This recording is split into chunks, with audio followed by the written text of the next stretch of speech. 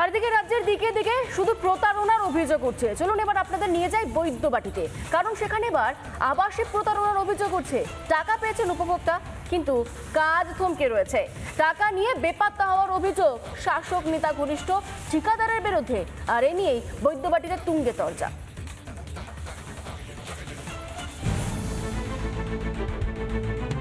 টাকা নিয়ে মাঝপথে কাজ থামিয়ে চম্পট।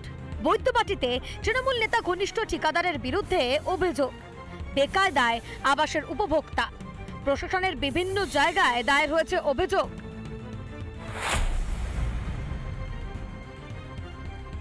হুগলির বৈদ্যবাটির বাসিন্দা নানু চক্রবর্তী। আবাসের তালিকায় তার নাম ওঠে, টাকাও ঢোকে অ্যাকাউন্টে, কিন্তু ঘর তৈরির স্বপ্ন মাঝপথেই থমকে গিয়েছে। মহিলার দাবি, ধাপে ধাপে স্থানীয় ঠিকাদার সন্দীপ মিশ্রকে 2,63,000 টাকা দিয়েছেন।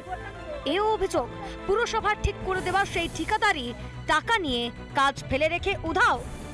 বাড়ি দেখতে পাচ্ছ এখনো তৈরি পুরোটা যেমন কমপ্লিট হয়নি, জঙ্গলে ভরে রয়েছে পুরো বাড়ির একদম বিভিন্ন জায়গা।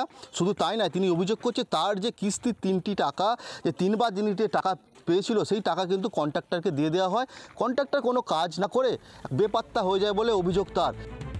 এই সন্দীপ মিশ্র 22 নম্বর ওয়ার্ডের তৃণমূল কাউন্সিলরের ঘনিষ্ঠ বলে পরিচিত। গোটা বিষয়ে পুরসভা, থানা ও মহকুমা শাসকের কাছে অভিযোগ দায়ের করেছেন ওই মহিলা।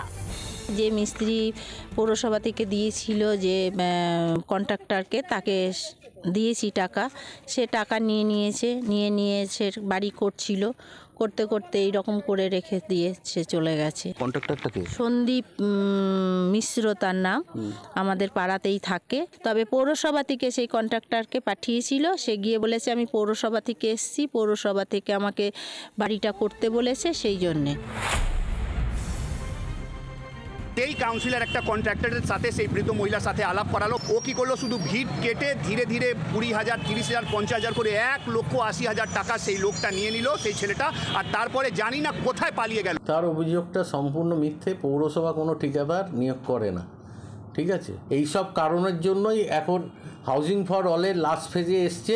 ওনার ঘুম ভেঙেছে একটাই কারণে, পৌরসভা নোটিশ দিচ্ছে, ডাকছে, এবং লাস্ট নোটিশ গেছে যদি না বাড়ি কমপ্লিট হয় তার নামে এফআইআর করবে। কবে এই উপভোক্তার যে বাড়ি, সেই বাড়ির অবস্থা কবে ঠিক হবে, কবে বাড়ি পুরোটা কমপ্লিট হবে, সেটাই কিন্তু এখন বড় প্রশ্ন। হুগলি থেকে সুজিত গৌর, রিপাবলিক বাংলা।